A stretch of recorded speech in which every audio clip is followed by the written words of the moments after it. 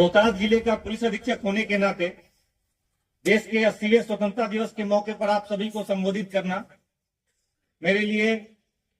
हमेशा एक गौरव का पल था, है और रहेगा। हर स्वतंत्रता दिवस पर हम अपने इस प्रण को महसूस करते हैं कि अपने राष्ट्र की नियति स्वयं तय करने का अधिकार हमने सदियों के संघर्ष और हमारे स्वतंत्रता सेनानियों के सर्वोच्च बलिदान से हासिल किया है। लेकिन कहानी यही खत्म नहीं होती। जब तक इस ग्रह पे मानव सभ्यता का अस्तित्व रहेगा, तब तक यह जो अपनी नियति स्वयं तय करने का अधिकार हमने हासिल किया, इसको बनाए रखने के लिए सर्वोच्च बलिदान देने का सिलसिला जारी रहे। वैसे तो देश के हर नागरिक पर यह जिम्मेदारी है, लेकिन इस वर्दी में जब हम इस तिरंगे को सलामी देते हैं,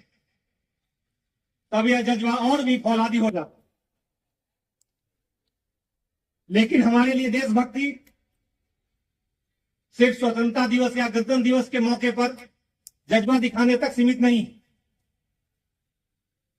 यह देशभक्ति हमारे रोजमर्रा के कर्तव्यों में भी परिलक्षित होनी चाहिए। इसके लिए हमें अपने कर्तव्य में दृढ़, निडर,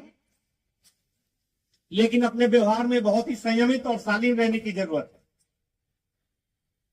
आप सभी समझते हैं कि वक्त के साथ पुलिस के कार्यों में बदलाव आया, लेकिन यह एक निरंतर जारी रहने वाली प्रक्रिया है। आप सभी इस बात को समझते हैं कि बीते वर्षों की तुलना में हम लोगों ने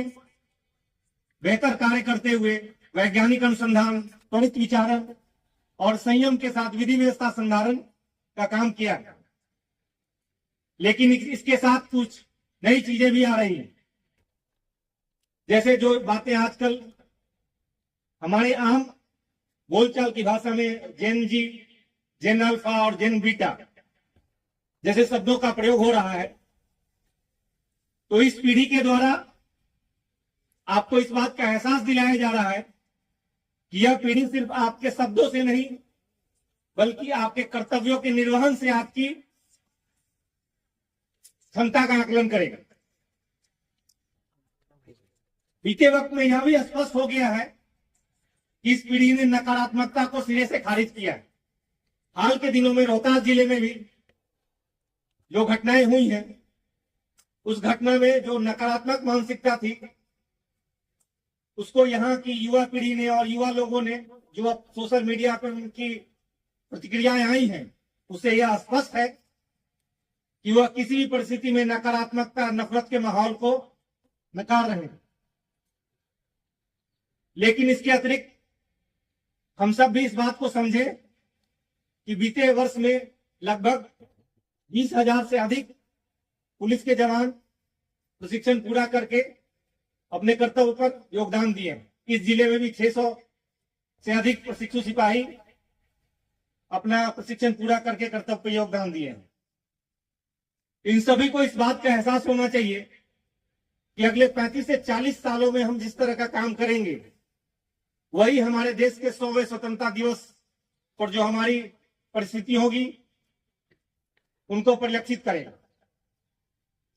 उनको इस बात का भी ध्यान रखना पड़ेगा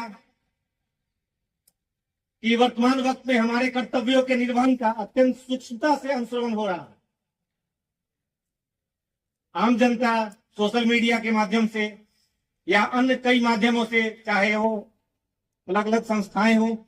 उनके माध्यम से हमारे हर कर्तव्य का बहुत ही सूक्ष्मता से अनुसरण हो रहा है। इसलिए गलती, कमी की गुंजाइश और भी कम हो जाता है और हम लोग पूरी जिम्मेदारी के साथ अपने कर्तव्य का निर्वहन करेंगे, ताकि आप सबकी